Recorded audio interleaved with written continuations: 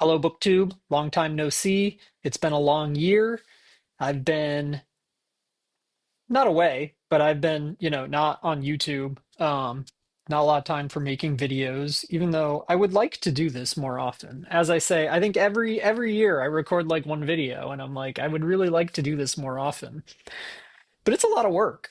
Um, anyway, it's now the time of the year when people start posting their favorite books of the year, or people are posting photographs of the stacks of books that they've read, or screenshots of their Goodreads or whatever. I wanted to get in on that, and so I was going to make uh, my favorite books of 2025 video. Maybe that is what I'll title this. um but what I kind of realized, it's been a weird reading year for me. In the beginning of the year, things were politically kind of strange and sad in America, and they still are. Um, and I think that had a significant, I don't think, I know that had a significant impact on my reading. I was just feeling weird this year going into 2025. And so I read fewer books than I normally do. Usually I read like 40, 50 books a year. I think I read like 20 books this year, and I didn't even finish all of them. Um, this is something that the new habit that I've actually picked up this year is that I realize when I don't like a book, I should just stop reading it. Um, unless, I mean, there's no hard and fast rules, of course, right? Like if there are times where you have to push through and read something in order to gain something. But if it's a book where I know I'm not getting anything out of this, I'm putting it down. I'm moving on. There's going to be, if I'm not enjoying it, there's going to be something else that I'll get more out of, so I should move on to that. Anyway, I've read fewer books. I didn't finish all of the books that I read. And of my favorite books of the year, probably half of them are books that I was rereading, which is another big theme of the year for me, is that I've been rereading old favorites. And so, like, these are my favorite books of the year, but they're also just my favorite books in general. So I scrapped the idea of making a favorite books video, and instead, what I'm going to do, since there's only 20 something books here, I'm just going to talk about all of them. And I've got them stacked up here in the order in which I read them.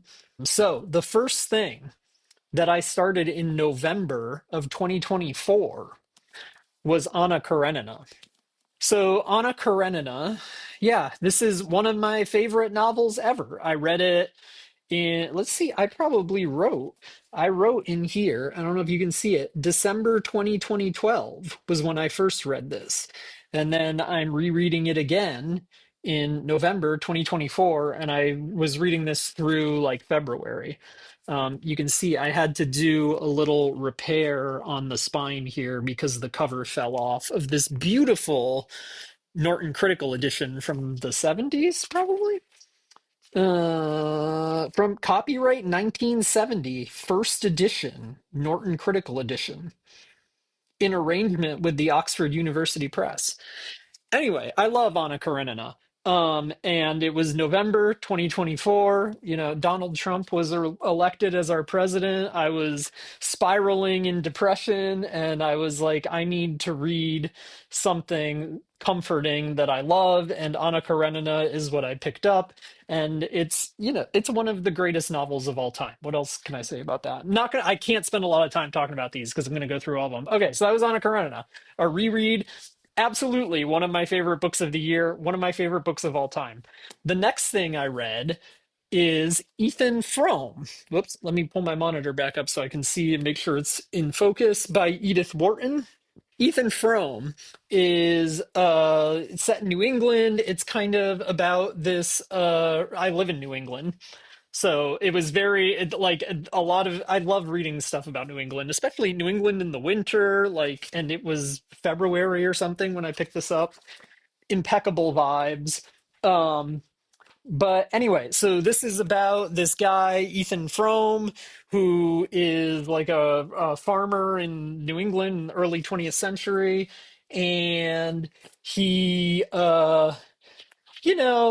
he had, I don't want to spoil it. Basically, he but anyway, narratively, it's really interesting. It's wrapped in this interesting frame narrative. It's a really fun is not the right word. It's a really good story.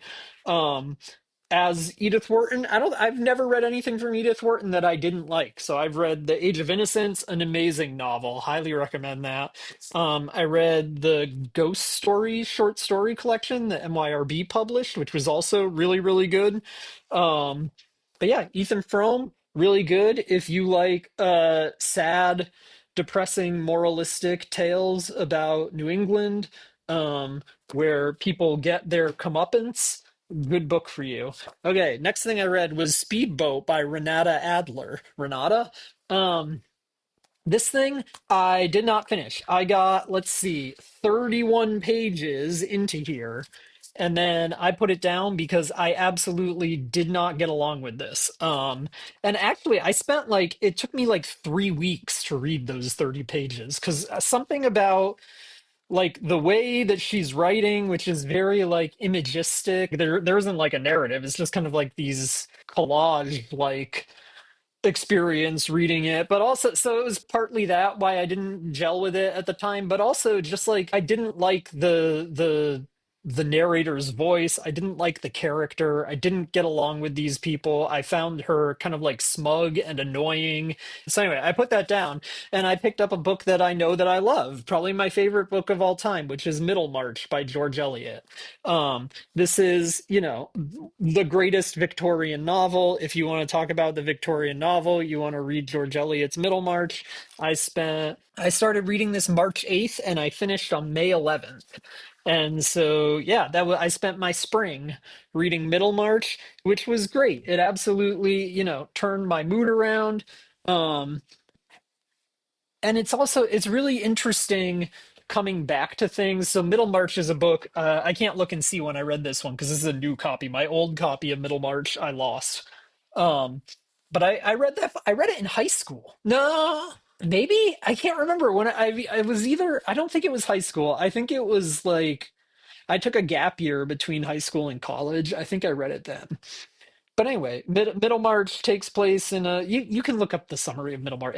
If you're watching this, you know what Middlemarch is. Anyway, the next thing I read was Perfection by what is his name? Vincenzo Latronico. I was subscribed to this Fitzcarraldo edition subscription, which Trump's tariff program basically killed because now for every single one of these books, I have to pay like $15 in tariffs to get it to come into the country. Um, anyway, I didn't particularly enjoy that book, but I didn't hate it. Of the 10 books that I received in my subscription, it's somewhere in like the middle. It was okay. It's basically about this it's a newly released book. It came out this year presumably. Either that or like end of 2024. It's about this European couple. I think they're from Spain if I remember correctly, and they moved to Berlin. They're like millennials working in tech adjacent jobs, doing like design stuff. They lead really like insipid, vapid lives. Nothing really happens. They end up like opening a B&B or something at the end. I don't remember. I didn't, I mean, it's clearly like a comment on like the vapidness of that kind of existence. And they're searching for some kind of spiritual meaning. But I also like don't know how much they actually are searching for spiritual meaning, or if like everything that they're doing is kind of a performance, and like is the searching for meaning a performance too? I don't know. And honestly, I don't really care. Like it didn't vibe with me. I don't care about these people. I didn't really particularly get anything out of that book. But I mean, I read through it all. I will say that. Like I didn't put it down. So it was enough, it kept me engaged. I got to the end. I didn't hate it. Didn't particularly find anything memorable about it though. Next thing I read was The Ambassadors by Henry James. This is my first Henry James novel that I've ever read, which is really interesting because I have a rule for myself where when I go to a thrift store or I go to a used bookstore, I buy things that look like they're going to be interesting to me, but if it's an author that I've never read before, I'll only like if I already have a book by them and I've never read them, I don't let my like one of my rules is I don't buy another book by them. I can only buy multiple books by the same author if it's an author that I've read and I like them or because otherwise I end up buying anything. But anyway, I've never read Henry James. Somehow I've amassed a collection of like 10 Henry James books despite my rule. Probably because I know that I will like Henry James. And unsurprisingly, I really liked this. It was really good. I had also, right before I read this, unknowingly, I didn't plan this at all. A couple weeks before, I'd watched the Talented Mr. Ripley movie. Is it the Talented Mr. Ripley? And this book clearly has some inspiration on the plot of that book because well, Ripley was a book before it became several movies or whatever. But anyway, so this book is about basically there's this like wealthy Bostonian woman. It's set in the early 20th century. Her son is living in France, and she wants him to come home and get married to a woman back in Boston and like take over the family business. Basically, they're rich. So she has her fiance, which is already kind of because she's kind of like an older woman. He, I think, is younger than she is, but also she's off stage the entire book. You never like really meet this person. You just hear people talking about her. She sends her young fiance off to Paris to bring back her son, basically. And her fiance gets to Paris and he's like, "Oh, the son's actually doing pretty well out here." And he starts to enjoy being in Paris with the son, and then he meets another woman there, and it's a very psychological novel where you're kind of just like in this guy's head, um, as he's kind of like trying to figure out what to do with his life. Like, does he stay in Paris and live this like bohemian lifestyle, or does he move back to America for the money? That is the question. Really good book. Highly recommend it. I love the painting on the cover here. I tried to reproduce it myself and I failed miserably. The next thing I read was the second volume of Knausgaard's My Struggle series. This volume finds him newly married to his second wife, living in Sweden. They kind of like have a very like hot and cold relationship where they're fighting and then they're loving and they're fighting and oscillating back and forth there. It's really kind of hard to remember specifics of what happened in this book, even though it's what I spent 600 pages reading this thing, but it's difficult to remember what exactly happened. You learn, I mean, he's with his kids. You learn about how he met his second wife. You learn a little bit about the divorce with the first wife. He's kind of like struggling to become a writer professionally and like what that means and how that's going to work. I love his writing. It's super engaging. I flew through this book despite its length because it's super readable. Really get sucked into his headspace. I love it. This is one of my favorites of the year. Anyway, okay. Moving on. We gotta go quick here because we got a bunch of books. The House of the Seven Gables by Nathaniel Hawthorne. Again, New England book, classic of New England literature. The first chapter is kind of about disputes about property ownership in Maine, and I live in Maine right now, from Massachusetts, but I live in Maine, and which I think has some kind. I think that was like a little bit about the property dispute, if I remember right. Like there was a Massachusetts person who wanted to own the land. Anyway, the first chapter I loved, but then I got through two more chapters and I was like, I cannot go on with this book anymore. The narrator's voice is so obnoxious, so grating. I just wanted to like punch this person in the face. They're just a smug little, you know, uh, so annoying, so obnoxious. Could not get past how much I hated the narrator. So Didn't finish it. I did leave a bookmark in it though. Maybe one day, because this is a thing where, like I was saying, it's good to put down books if you're not feeling them. But at the same time, this is a classic for a reason. And so maybe at another point in my life, when I'm not in such an awful mood, I'll come back to this and I'll enjoy it more. But in the spring, early summer of 2025, was not feeling it.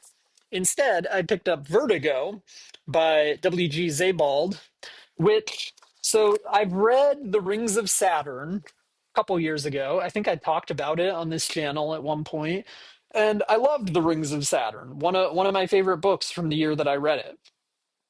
This is Sebald's first book, and honestly, thinking back right now, I don't remember anything about this, but I do remember the experience of reading it was a lot more frustrating than the experience of reading The Rings of Saturn. I remember there's a section where Franz Kafka goes to like a sanatorium in the Alps or something, and I found that whole section like so slow, so difficult to pay attention and to concentrate and to know, even to like kind of understand what was happening. I don't know. I feel like I got lost in sections of this. There were also sections of this that I remember like making me think it reminded me of what I loved about the Rings of Saturn. So like there were times when I was reading this when I loved it, but there was a lot of times when I was reading it and I was just wanting it to be over. But I did push through it because there was stuff that I loved. Um, Even though thinking back on it now, can't remember any of it. Okay. The next thing I read was The Power and the Glory by Graham Greene. This is about a priest in Mexico after the is it communists have taken over? I don't know my Mexican history well. Let's see. Does this tell you? The red shirts have taken control, is what the back of the book says, the blurb. Anyway, Mexico has outlawed Catholicism and they're killing the Catholic priests or forcing them to marry or whatever. There's this one priest left he's an alcoholic and he kind of hates himself, but he also loves humanity, but he also hates humanity. He's in Mexico. They're trying to kill him. He's on the run. That's the plot of the book. I liked it. I found it really enjoyable. Read it in a couple days. Really fun, quick read. It didn't make my list of my favorites, but I liked this book. Is good. Next thing I read was The Oppermanns by Leon Feuchtwanger. Feuchtwanger? I don't know how you pronounce his name. This, first of all, I love these McNally editions books. I bought this and a couple others, which I haven't read the other ones yet. Was written by a German Jewish author. It's kind of written real time as the Nazis are taking power, kind of about stuff that the Nazis are doing, and so it's this Jewish family, this kind of upper middle class Jewish family who owns a small chain of furniture stores in Germany, and they're doing really well, and then the Nazis start gaining more power politically. Things become more difficult for Jewish people. Um, and eventually Hitler becomes chancellor and things kind of go downhill quickly. um this was a really timely and frightening read, because a lot of the things that he describes the Nazi party doing as they're coming to power, very, very reminiscent of things that are happening in America right now. It's a very good book. If you, yeah, I think everyone should read that book. It's in my list of favorites for the year. After that, I read Treasure Island by Robert Louis Stevenson. Really short. Read this in a couple days. Really, really fun book. Like super engaging. The I found the parts back on shore at the inn, like the opening part of the book, really fantastic. So compelling, like absolute page turner. Couldn't put it down. When he gets on the boat and he's kind of like he's uncovering a mutiny on the boat. That was really engaging too. Once he gets to the island, I'm kind of like, okay, hurry it up. I want to finish this up. But yeah, fun, quick read. Not one of my favorites of the year, but like the Graham Greene book, enjoyed it. This is another one that I enjoyed. Definitely not one of my favorites of the year. So this is The Accidentals by Guadalupe and Nettel. So this is a short story collection, again from my Fitzcarraldo subscription. I can't remember the specifics of many of the stories in here. They all have kind of strange vibes, weird things happening a little bit. It was a fun short story collection. Flew through it in a couple of days. There's like a week's worth of stories in here if you read one a day. Anyway, it was good. I recommend it. What was next was Hard Rain Falling by Don Carpenter. I really enjoyed this novel. Apparently, this novel is like kind of well known and popular on BookTube. I didn't really know that. I just picked it up randomly at a Goodwill. It follows these two guys. They're both orphans. I think are they both orphans? There's only one of them an orphan. I think they're both orphans, or at least they're runaways from their parents. In the beginning of the book, they're kids. They're probably like 13 to 15. They're pretty young teenagers. Basically, you follow these kids from being young kids hustling for pool, hustling people to play pool, up until they get older. They go to prison for a while. There's a long section where they're in prison, and then they get out of prison, trying to make a life for themselves. It was a really well written book, great narrative, great pacing, very cinematic. Yeah, I this was a surprise for me. I was expecting this to be the same kind of thing as The Power and the Glory and Treasure Island, which were like, fun, compelling reads. And I think of them as like fun little snacks in between bigger things. But this was really compelling and serious and definitely one of my favorites of the year. Okay, next is Varieties of Exile by Mavis Gallant.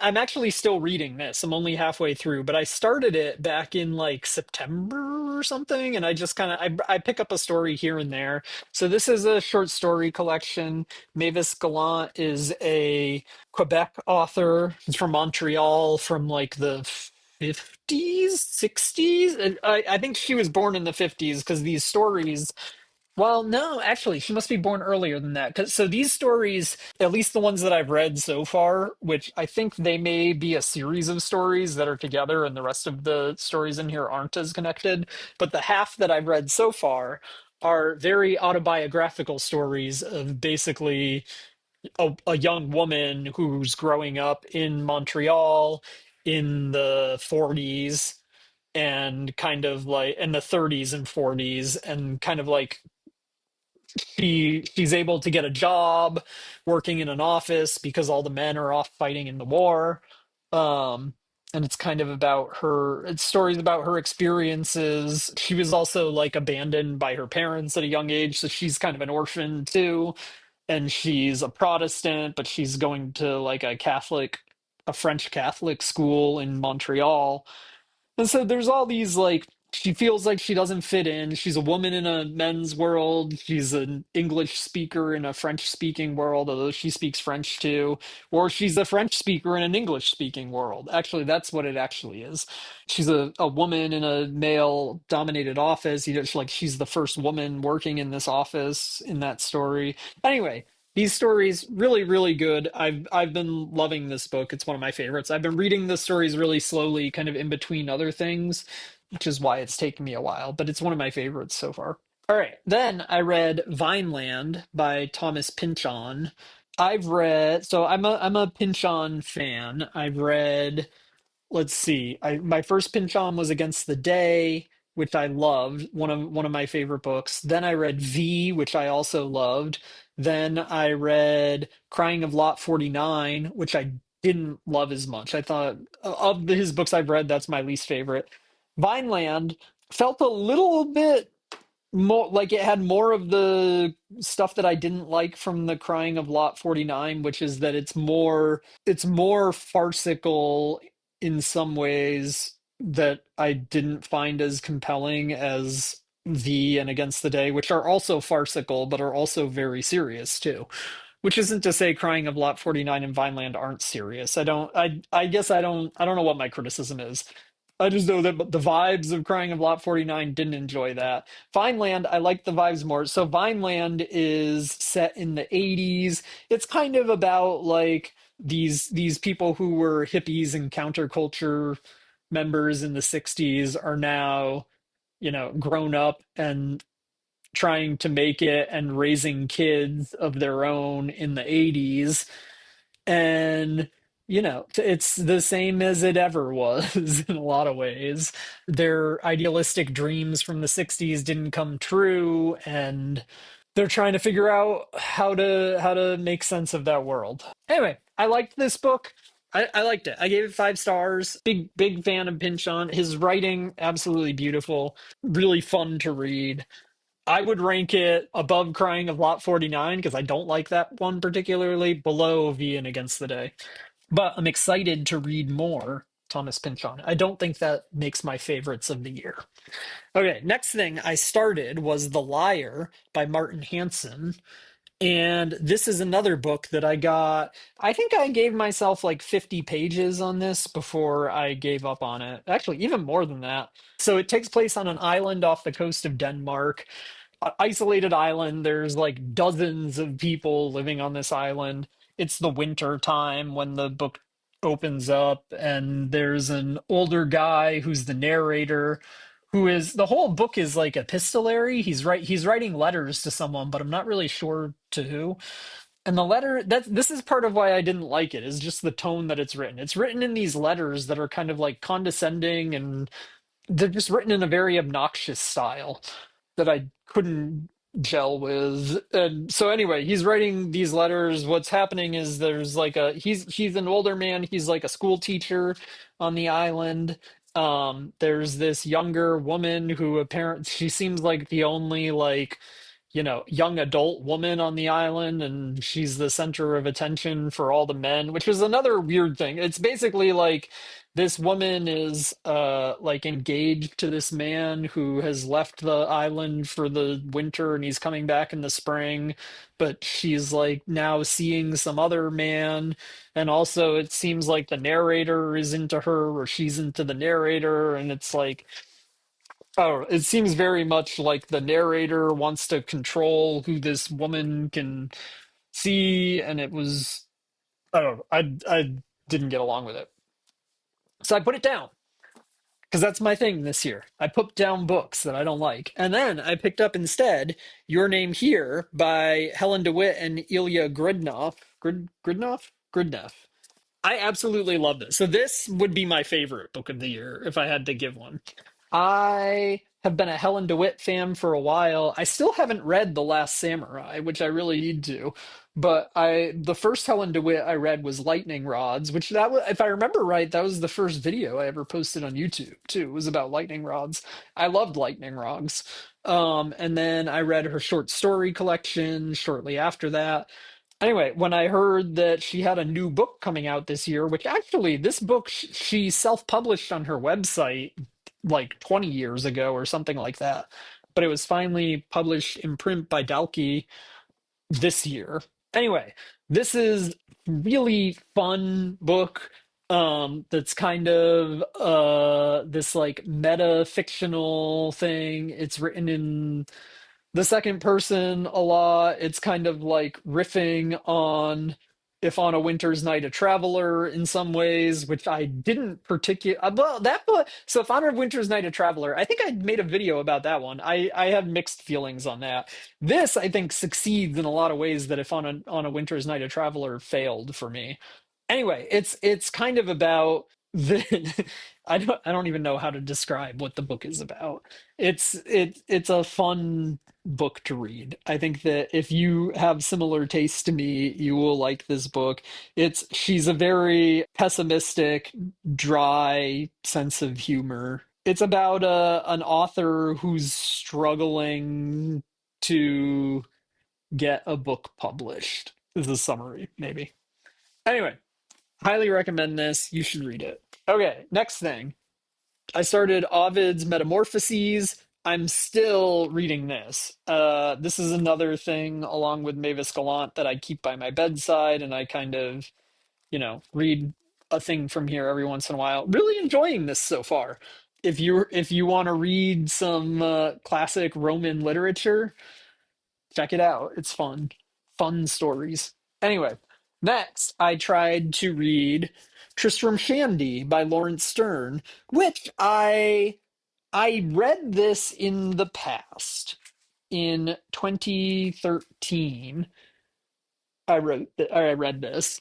I don't know if I should be. I'm doxing myself here. I just showed my full name twice. I don't know if you can read my handwriting though.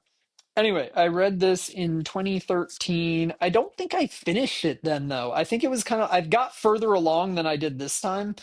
This is another thing where I kind of have a love-hate relationship with it because so Tristram Shandy, if you're watching my channel, I'm assuming you know Tristram Shandy, but it's a 18th century novel that has a lot of qualities that are similar to postmodern novels. There are like pages that are marbled out, and there's pages that are blacked out. The beginning of it is kind of like it's supposedly Tristram Shandy is narrating his life, but like the running joke is that like he keeps trying he never really gets past, or at least I always give up before like his birth even happens. Like he gets to conception. He describes his conception multiple times. And anyway, so it's funny. It's really funny because he keeps trying to describe how his life starts, and then he gets pulled off on some tangent, and it's funny. The problem that I ended up having, I think Stern is a brilliant writer. I think linguistically it's super funny and fun to read. The problem that I had is that a lot of the a lot of the tangents seem to be satirizing things that are like minor political figures of the day that are really like I'm not picking up on the references. And so I had to, I added a little tab for where the footnotes are because I end up having to go to the footnotes a lot, and or not the footnotes, the end notes. Anyway, if you're just flipping back to the end notes all the time, not that fun, right? So anyway, I put this down after a couple days of reading this. I was like, this wasn't the right pick. I want to come back to this at some point because I know I do like it. I think it's really fun, really funny. It just wasn't the right time for me. So anyway, I put that down. And instead, I picked up the autobiography of Alice. I can't see my screen anymore. Is that upside down? The autobiography, can you read that at all? The autobiography of Alice B. Toklas by Gertrude Stein. I had read in either the LRB or the New York Review of Books an article or an essay about Gertrude Stein pretty recently. The article made me really interested in Gertrude Stein, and the author made it sound like was trying to make the argument that the autobiography of Alice B. Toklas, who was Stein's longtime partner, was like really her magnum opus, like it's her masterpiece. And so I bought it online, and it came, and I was really eager to read it, and I started reading it, and I quickly discovered that I did not really gel with it. I found the narrator, the narrator is supposed to be Alice Toklas, not Gertrude Stein, but I found the narrator to be kind of insufferable, which is I think that is the common theme with the books that I didn't finish this year, is like narrators who I find really annoying. I just don't have tolerance for it.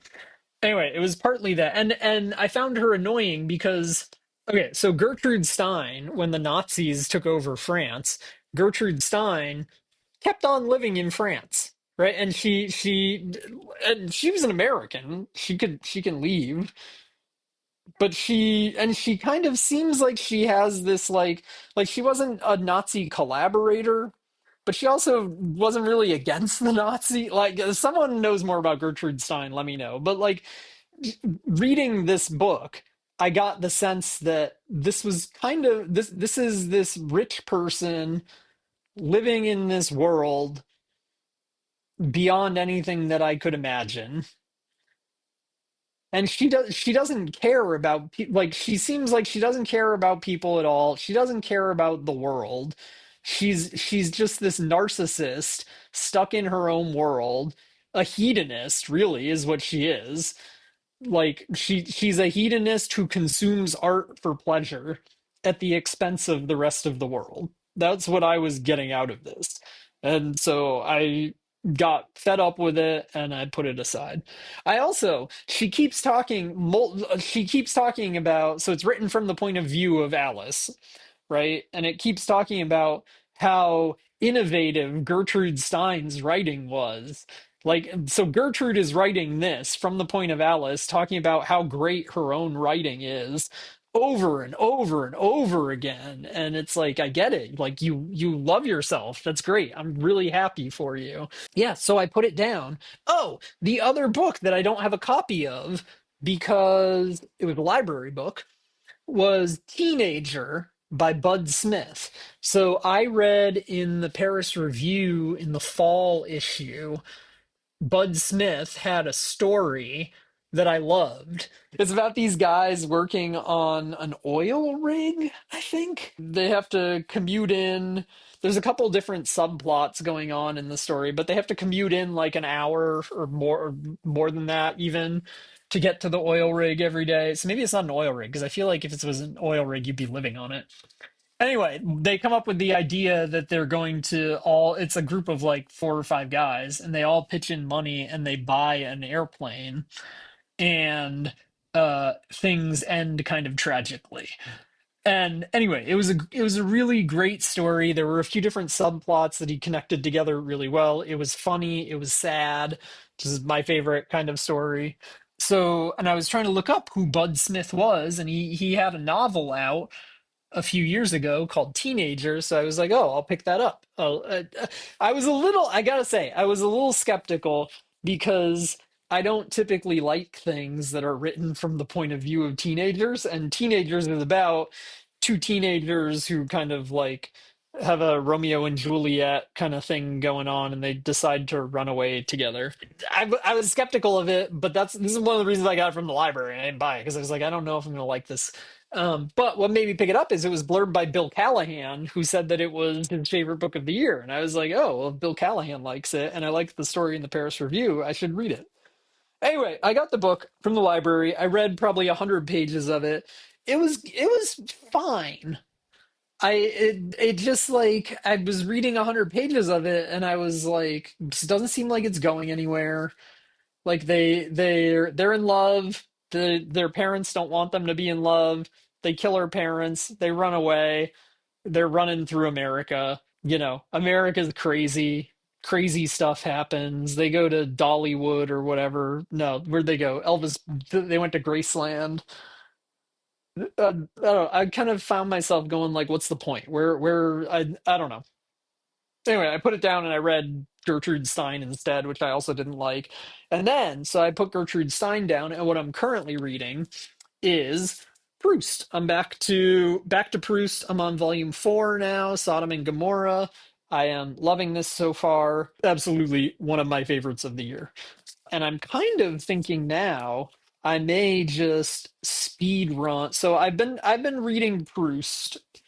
Well, I read Swan's Way in high school. And Swan's Way was one of the reasons that I wanted to study literature in college, also why I studied French in college. And I had kind of like, I never came back to reading the rest of In Search of Lost Time because I wanted to read it in French.